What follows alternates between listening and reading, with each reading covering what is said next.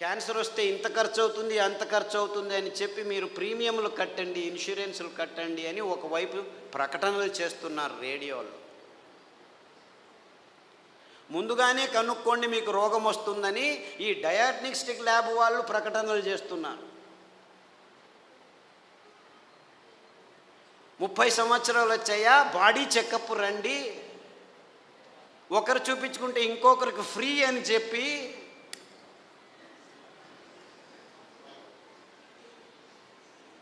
అంటే మీ భయాన్ని అమ్ముకునే ఈ భయంకరమైన సమాజాన్ని మనం నిర్మిస్తున్నామని మనకి ఎవ్వరికీ తలకపోవట్లేదు. దేవుడిచ్చింది అద్భుతమైన వైవిధ్యమయ పదార్థాలన్నింటినీ. దీనికి కారణం వాళ్ళు కాదు, నేను వాళ్ళని తిట్టడమే లేదు, అంతా మనం చేసుకున్న బుద్ధిమాంద్య పనులే.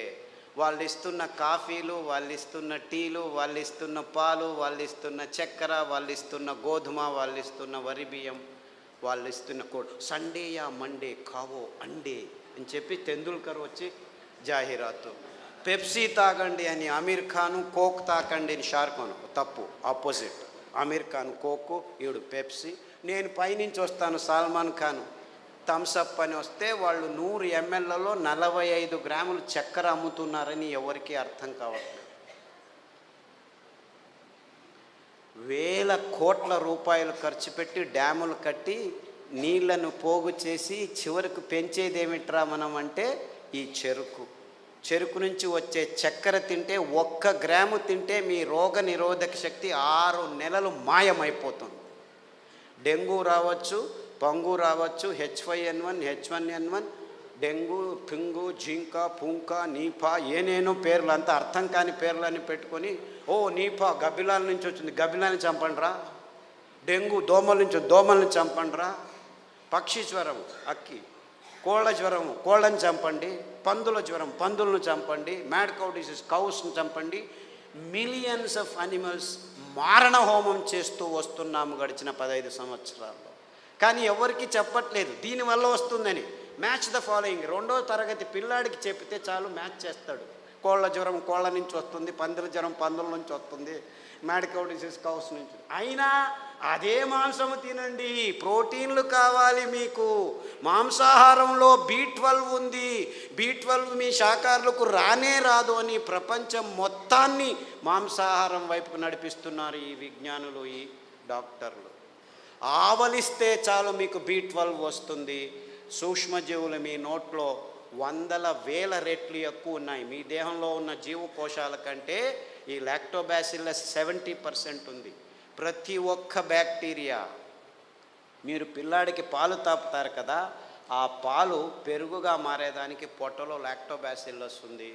ఆ లోపల అవుతున్న పెరుగు నుంచే విటమిన్ B12 వస్తుంది. అంటే మీరు చిన్న పిల్లాడికి పాలు ఇచ్చినప్పుడే విటమిన్ B12 తయారు చేసేదానికి జీవితాంతం ఆ లాక్టోబాసిల్లస్ని మీరు పెంచుతున్నారు.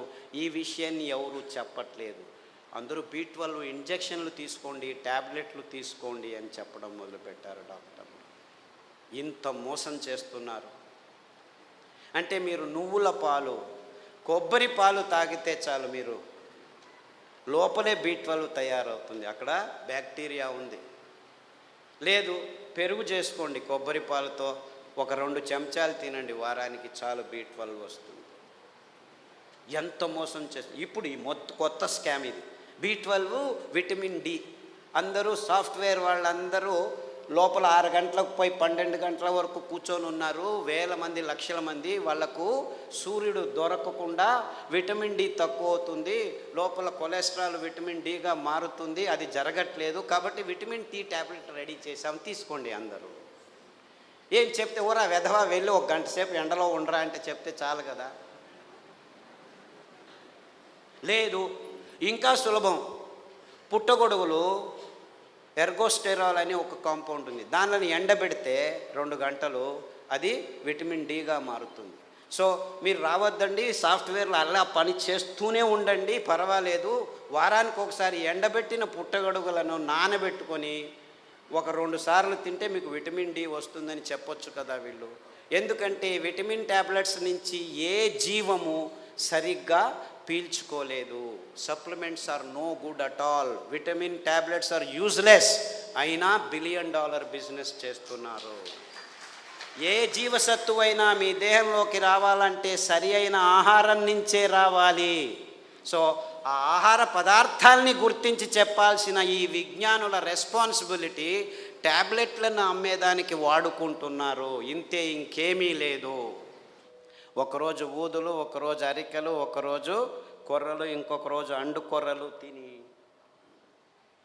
మునగాకు కషాయం, చింత ఆకు కషాయం, రావి ఆకు కషాయం, వేప ఆకు కషాయం తాగితే అది ఆడవాళ్ళు పీసీఓడి ప్రాబ్లం కావచ్చు, అంటే అండాశయంలో ముట్టయితే ఆగదు, ఆగితే రాదు.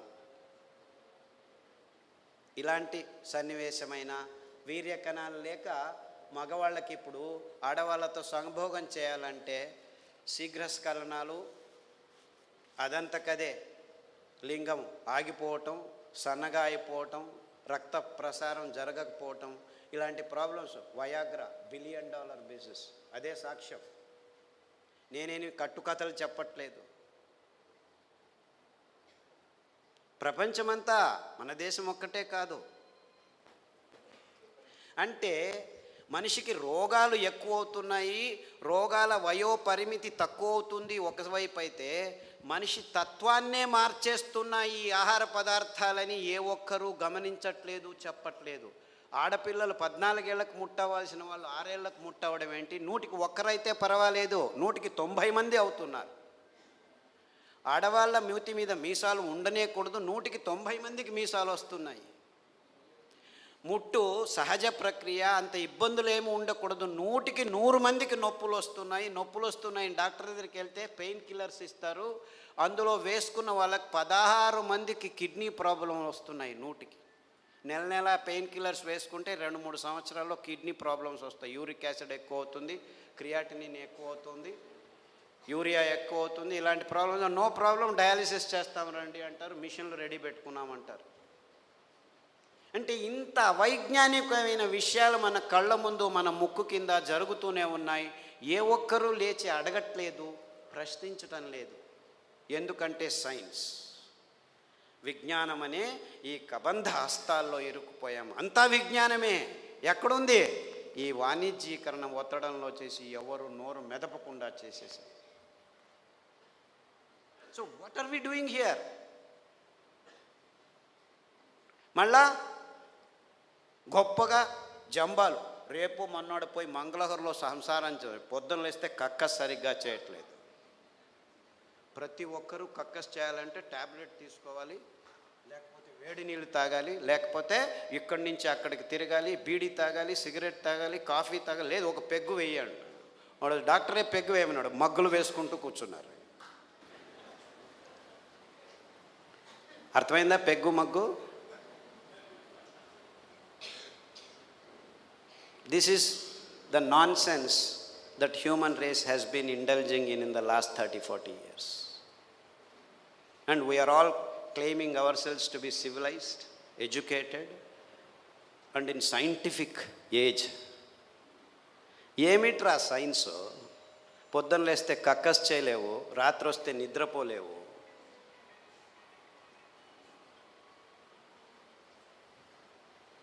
Wear is your science?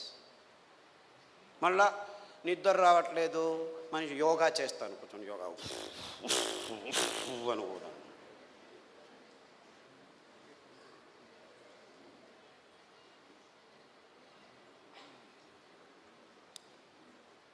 ఏం చేయమంటావు?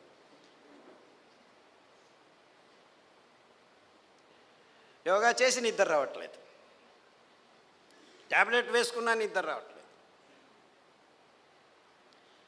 రాత్రి నిద్రపోవాలి, పగలు పని చేయాలి. మనం రాత్రిని పగలు చేసి కూర్చున్నాం, ఎలా నిద్ర వస్తుంది? లైట్లు వేసుకుంటున్నాము, రాత్రంతా లైట్లు. అస్సలకు ముందు నీవు చీకటి చేసుకొని రూములో పడుకుంటే అద్భుతమైన ట్రిగ్గర్స్ మీ మెదడులో జీవరసాయనిక రసాల్ని ఉత్పాదనం చేస్తాయి. నిజమైన నిద్ర వస్తుంది, గాఢ నిద్ర వస్తుంది.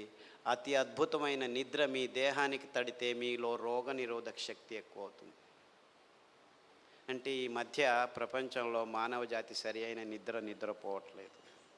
ఎందుకంటే కారు అడవుల్లో కూడాను లైట్లు వేసేదానికి రెడీ అయిపోయాం. సో ఒక్క విజ్ఞాని కూడా చెప్పట్లేదు అందరూ చీకటి చేసుకొని నిద్రపోండి అని. ఎప్పుడైనా నిద్ర రాకుంటే ఈ ట్యాబ్లెట్ వేసుకో అని చెప్తున్నారు. మీరు 10 సంవత్సరాలు నిద్ర కోసం ట్యాబ్లెట్ తీసుకున్న వాళ్ళు నా దగ్గరికి వస్తే 3 గంటలు చీకట్లో కూర్చో, ప్రతిరోజు ధ్యానం చెయ్యి, పుస్ అని ఊదొద్దు, ఊరికే దేవుడిని తలుచుకో. ఆస్ట్రేలియా నుంచి ఒక అబ్బాయి వచ్చాడు, 28 ఏళ్ళు. ఎప్పుడు చూడు ట్యాబ్లెట్ ఇది అది అని చెప్పి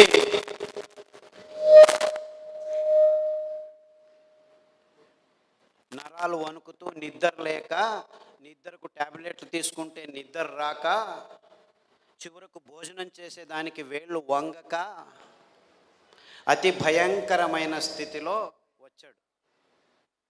నిద్రపోయి 30 రోజులైంది. ఇలా కళ్ళు ఇలా అయిపోయాడు.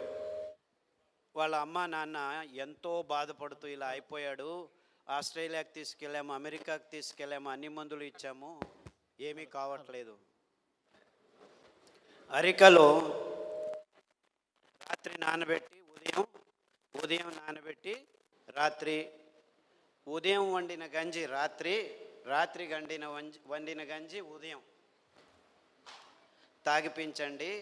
దానికి తోడు చన్న సాంబారు ఉల్లిపాయలు, ఎర్రగడ్డలు దంచి మజ్జిగలో వేసి ఆ మజ్జిగ తాగించండి.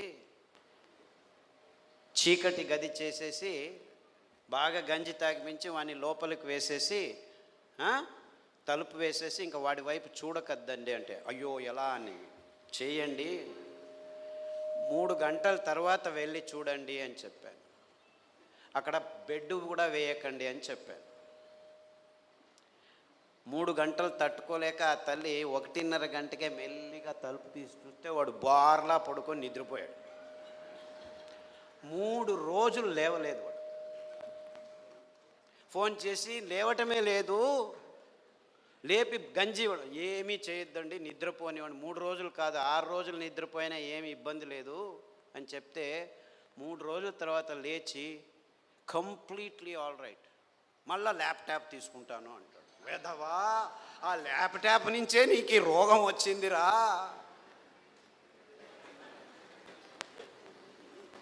దాన్ని చూడొద్దు అని చెప్పి పంపించాను. ఇప్పటికి మళ్ళీ ఆస్ట్రేలియాకి వెళ్ళాడు.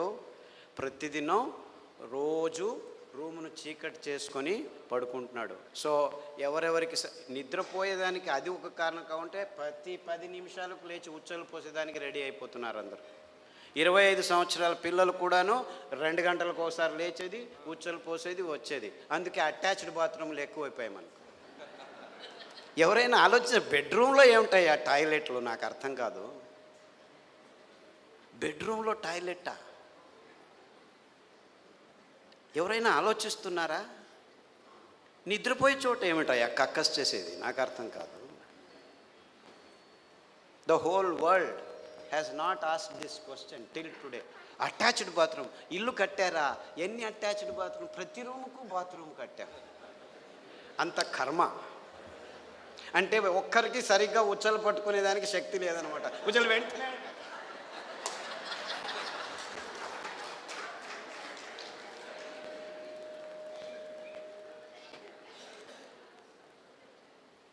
అండుకొరల గంజి తాగండి, రాత్రి పడుకుంటే పొద్దున వరకు లేవాల్సిన అవసరం లేదు. In fact there have been zillions అని చెప్పాలి నేను. అంటే 100 మంది పెద్దవాళ్ళు 60 ఏళ్ళు 50 ఏళ్ళు 70 ఏళ్ళు ఉన్నవాళ్ళు రోజు రాత్రి 2 గంటలకు లేచి ఉచ్చలు, అది ప్రోస్టేట్ ప్రాబ్లమ్, ఈ ప్రాబ్లం, ఏ ప్రాబ్లం అన్నా ఉన్నివ్వండి, అరికల గంజి తాగండి. ఈ ఉల్లిపాయల కషాయం అంటే యాక్చువల్లీ గ్రీన్ ఆనియన్స్ అంటారు. అంటే ఆనియన్ వేస్తే పచ్చగా వస్తాయి. ఆ ఆనియన్, గ్రీన్ ఆనియన్ షాలెట్స్ అంటారు.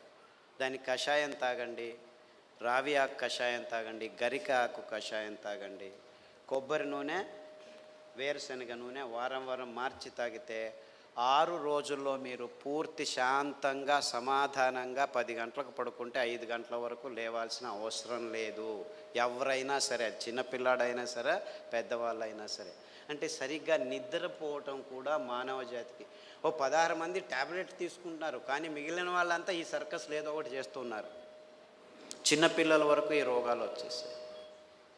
అంటే మనం గట్టిగా సాయంకాలం 1 గంట నడిచిన తర్వాత ఈ పనులు చేస్తే 6 వారాల్లో అందరూ సరిగ్గా నిద్రపోతారు, ఏమీ ఇబ్బంది లేకుండా. ఈ నువ్వులు ఎంత అద్భుతమైనటువంటి, ఇప్పుడు ప్రతి ఒక్క క్యాన్సర్ పేషెంట్కి నా దగ్గరికి వచ్చే వాళ్ళకు వారానికి ఒక్కసారి నువ్వుల లడ్డు తినండి అని చెప్తే 6 వారాల్లోనే వాళ్ళ క్యాన్సర్ కూడాను ఉపశమనం కావడం మొదలుపెట్టింది.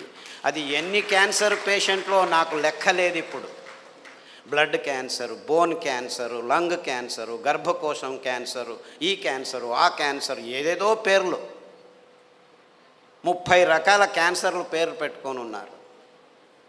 ఏ రకాల క్యాన్సర్లు పేర్లు పెట్టుకున్నా మీరు వారానికి ఒకసారి నువ్వుల లడ్డు మీరు మీ పిల్లలు తింటుంటే ఏ క్యాన్సరు మీ దగ్గరికి రమ్మన్నా రాదు. ఇది నువ్వుల గ్యారెంటీ. ఇది నువ్వుల గ్యారెంటీ. నువ్వులంటే ఏమనుకుంటున్నారు? కానీ డాక్టర్లు ఏం చెప్పారంటే 1990స్లో నువ్వుల నూనె తాగుతున్నావా నల్లగా అయిపోతావు, కొబ్బరి నూనె తాగుతున్నావా కొలెస్ట్రాల్ వస్తుంది, వేరుశనగ నూనె తాగుతున్నావా అఫ్లోటాక్సిన్స్ నరాల దౌర్బల్యం వస్తుంది అని చెప్పి మన పదార్థాలని ఎందుకు పనికిరావని చెప్పి ఈ విజ్ఞానులు, ఈ సైంటిస్టులు, ఈ పెద్ద పెద్ద ఇన్స్టిట్యూట్లు వాళ్ళు వందల వేల ఆర్టికల్స్ రాసేసి మన పదార్థాలని మనమే చీదరించుకునేట్టు చేసేసారు. ఇన్ఫ్యాక్ట్ నువ్వులంటే ఏం తెలుసా? ఎవరైనా చస్తే మన దేశంలో అనాదిగా నోట్లో నువ్వులు పోసి చివర్లో నారాయణ నారాయణ అంటారు. ఎందుకంటారు? అప్పి ఆ దేహంలో ఏదైనా ప్రాణం మిగిలి ఉంటే నువ్వులు పోస్తే వాడు బతికి బయటపడతాడు, నువ్వులు పోసినా బతకలేదు అంటే వాడు చచ్చాడు, తీసుకెళ్ళు దేహాన్ని. ఇంత అద్భుతమైన మహత్వకరమైన ఇది తరతరాలుగా వస్తున్న సంప్రదాయం. దాన్ని మనం విశ్లేషణ చేసుకోకుండా, అంటే నువ్వుల్లో ఇంత మహత్వం ఉంది అని తెలుసుకోకుండా ఎవడో ఏదో చెప్పాడని చెప్పి నువ్వులు అదంతకదే 2 సార్లు మనం సామెలు కొర్రలు వేస్తుంటే అవంతకవే పెరిగేవి. ఇంత అద్భుతమైన పదార్థం. ఏ చర్మ రోగమైనా నువ్వుల నూనె రాస్తే మాయమవుతుంది. రాయాలని నాకు ఇష్టం లేదంటే పొద్దున్న లేచి 3 చెంచాలు తాగండి, మీ ఎగ్జిమాలు, చుండ్రు పిండ్రు ఏమి చర్మ రోగాలన్నీ మాయమైపోతాయి. ఇంత అద్భుతం ఉంది. ఏ ఒక్క విజ్ఞాని ఇంతవరకు, ఫారిన్ విజ్ఞానులను వదిలిపెట్టండి, వాళ్ళకి తెలియదు, మన దేశంలో ఉన్న విజ్ఞానులు ఇంతవరకు ఒక్కరు నువ్వుల మీద రీసెర్చ్ చేసి ఒక్క పేపర్ కూడా రాయలేదు.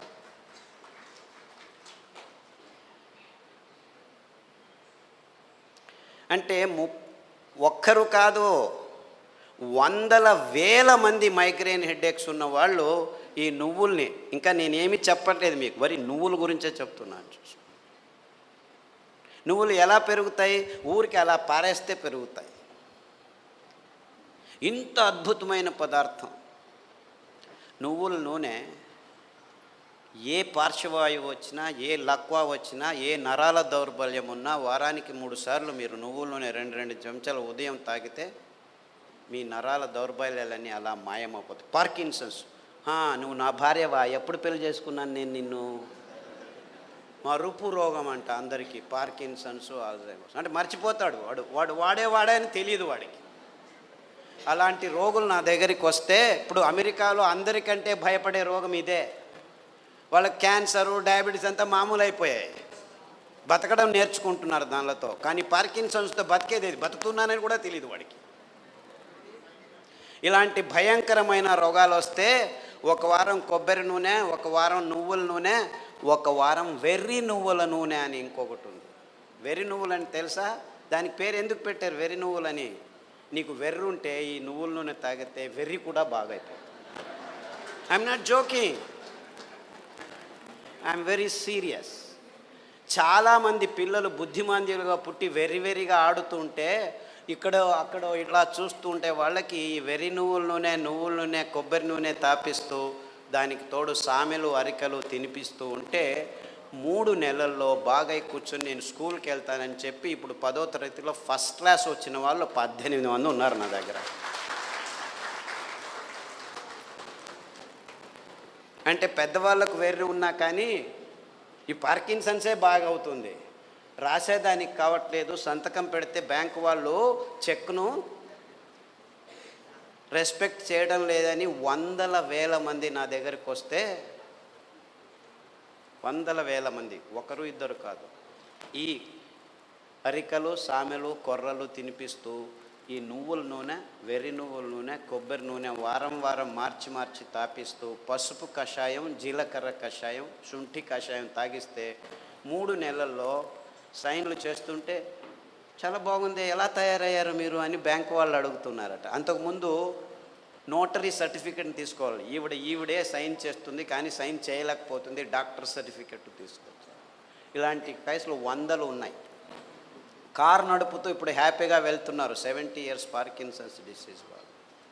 అంటే నేను క్యాన్సర్ గురించి చెప్పట్లేదు, that is such a silly problem, such a silly. మొన్న HIV పేషెంట్లని చాలామంది నా దగ్గరకు వస్తున్నారు, ఫోన్లలోనే వస్తారు, రారు కూడా. నాకు ఇలా ప్రాబ్లం, ఏం ప్రాబ్లం నాయనా నా దగ్గర రానే అవసరం లేదు, నేను చస్తున్నాను పేషెంట్లు చూడలేక, అక్కడే ఉండు ఫోన్లోనే చెప్తాను. ఈత ఆకు కషాయం, బిల్వాకు కషాయం, గరిక ఆకు కషాయం, బిల్వాకు అంటే మారేడాకు అంటారు, కషాయాలు తాగండి. దానికి తోడు వేరుశెనగ నూనె, వేరుశెనగ ఆ గులాబీ రంగు చిప్పలో రెస్వెరట్రాల్ అని ఒక అద్భుతమైన పదార్థం ఉంది, ఇంకెక్కడా లేదు ప్రపంచంలో. ఆ వేరుశెనగ చిప్ప, ఆ గులాబీ రంగు ఉఫ్ అని ఊపేసి లోపలికి తింటామా, అది మందు, ఇది రోగం.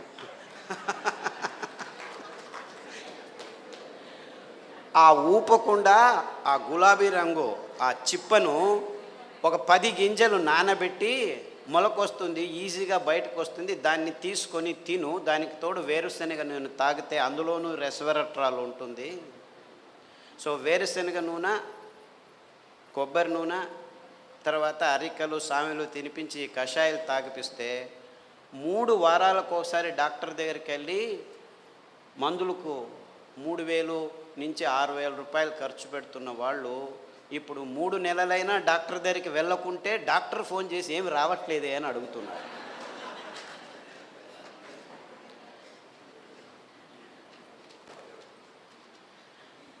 అంటే ఆ ఈత ఆకులో, ఆ మారేడు ఆకులో, ఆ గరికలో ఎంత అద్భుతమైన విషయాలు ఉన్నాయని ఎవరూ చెప్పేదానికి ముందుకు రావట్లేదు. 100 మంది. సో నాకు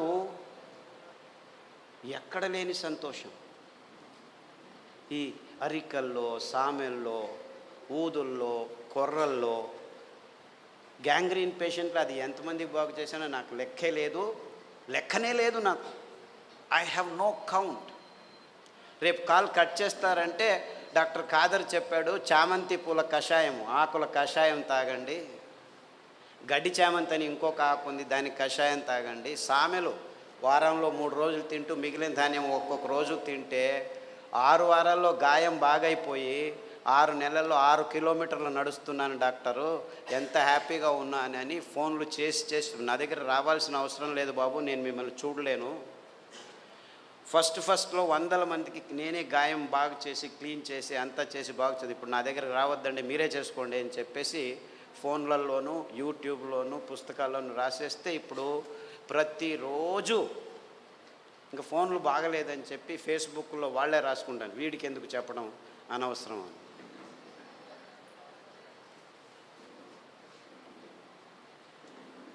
things are very simple actually. కానీ ఈ ఎకనామిక్ మోడల్లో మొత్తం ప్రపంచమంతా జీవనం చేస్తుంది.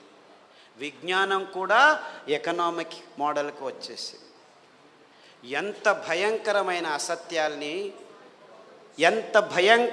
అసత్యాల్ని వైజ్ఞానం అని చెప్పేదానికి పాలు అనే ఒక పదార్థమే చాలు. పాలంటే ఏమిటి? ప్లాస్టిక్ సంచుల్లో 10 రోజులు కోల్డ్ రూమ్లో పెట్టి హోమోజినైజ్ చేసి పాశ్చరైజ్ చేసి చిన్నపిల్లల నోట్లోకి ప్లాస్టిక్ బాటిల్లో ప్లాస్టిక్ నిపుల్స్తో పెడుతున్నది పాలనుకుంటున్నారా మీరు? పాలంటే తల్లి తన స్తనం నుంచి నేరుగా పాప నోటికి అందించే అద్భుతమైన అస్థిర పదార్థం. అంటే నేరుగా, ఇంకా మధ్యలో ఏం ఉండకూడదు, నో ప్రాసెసింగ్, నథింగ్. అది మనిషి కావచ్చు, ఆవు కావచ్చు, పులి కావచ్చు, ఏనుగు కావచ్చు. పాలు నిర్వచనం ఇది. కానీ విజ్ఞానం పుస్తకాల్లో ఏం రాసుకుని కూర్చున్నాం మనం? పాలు పరిపూర్ణ ఆహారం అని అందరూ పాలు తాగడం మొదలుపెట్టారు.